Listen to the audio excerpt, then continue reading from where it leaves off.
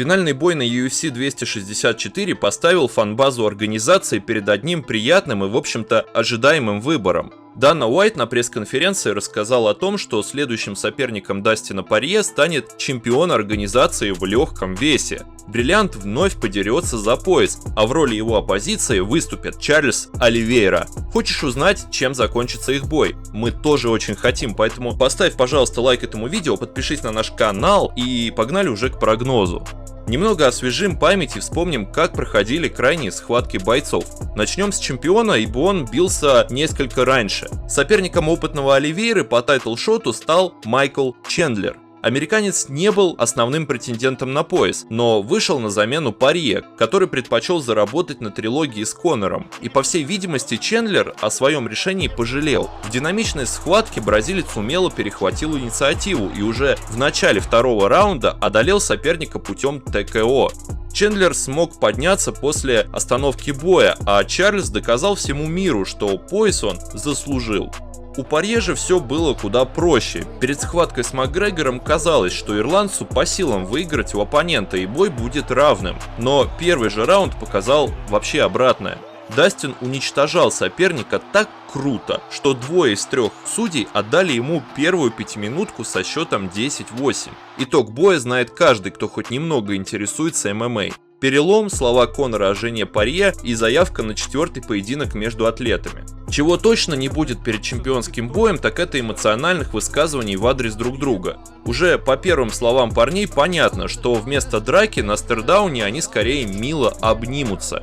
Дастин заявил следующее. Чарльз не просто парень, которому повезло выиграть в титульнике. Он заслужил свой титул. Оливейра 10 лет в UFC, сменил весовую категорию и везде был очень хорош. Не знаю его лично, но хотя бы это заслуживает уважения. Оливейра же не стал отставать от своего соперника, высказавшись сразу после боя с Макгрегором.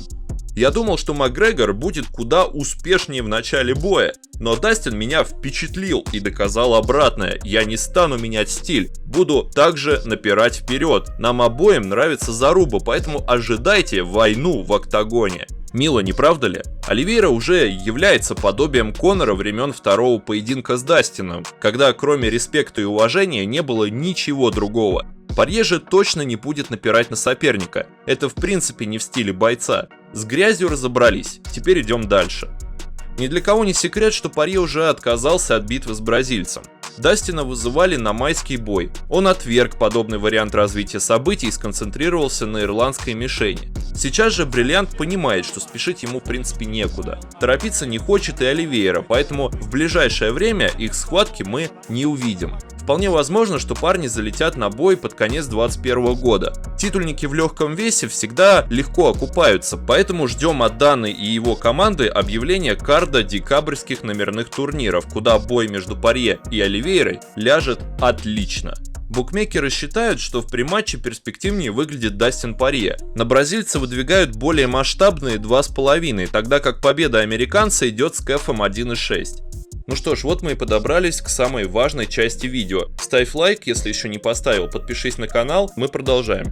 Как правило, разбор поединка мы начинаем с антропометрии. Отходить от привычного алгоритма не будем и в этот раз, благо сравнить здесь есть что. Оливейра выше своего соперника, у Оливейры больше рич, и это может стать проблемой для американца. Но едва ли станет, так как из крайних соперников Дастина только Джим Миллер был ниже Бриллианта. А это на секундочку 2017 год, так что к отставанию в плане антропометрии Порье не привыкать. Дубронксу же все равно против кого выступать. Гнуть свою линию он будет до конца. Что касается выносливости, то и здесь все примерно на одном уровне. В UFC на чемпионскую дистанцию Порье заходил 4-жды и уступал на ней только корейскому зомби в 2012 году. Показательными здесь выглядят битвы с Холлоуэем и Хукером, где американец в схватках с топовой оппозицией шикарно проводил чемпионские 10 минут.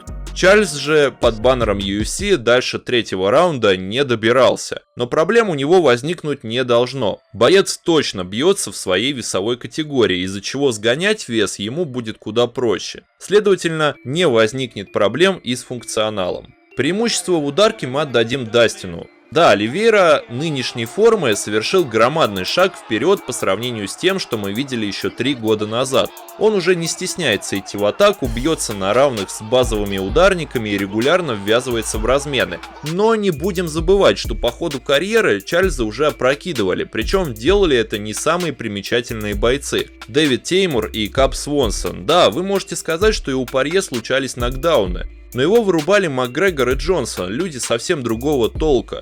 Да и испытания тем же Дэном Хукером он прошел грандиозно. Подбить Порье Оливейре не удастся, а вот Дастин подбить Чарльза вполне способен. В борьбе же все переворачивается на 180 градусов. Есть бойцы одеяла, которых мы привыкли видеть в доминирующем положении в партере. Но Оливейра боец-рюкзак. Он способен делать буквально все, что может на данный момент продемонстрировать нам мастер борьбы. Различные виды захватов, искусные переводы, громадная база приемов – все это делает из Чарльза действительно великого атлета. И у Порье нет приема против этого. Если их скилл в стойке еще можно хоть как-то сравнить, то в партере огромное преимущество за бразильцем. На этом мы и основываем наш прогноз. И прогноз достаточно прост. При всем уважении к Дастину мы не можем считать его фаворитом противостояния, тем более, когда букмекер выдвигает подобный коэффициент на Оливейру. Мы рекомендуем поставить на победу Чарльза по итогам чемпионской схватки. Ну что, как вам прогноз? Свое мнение оставляйте в комментариях и не забывайте про лайк и подписку на наш канал MMA Express. Увидимся совсем скоро.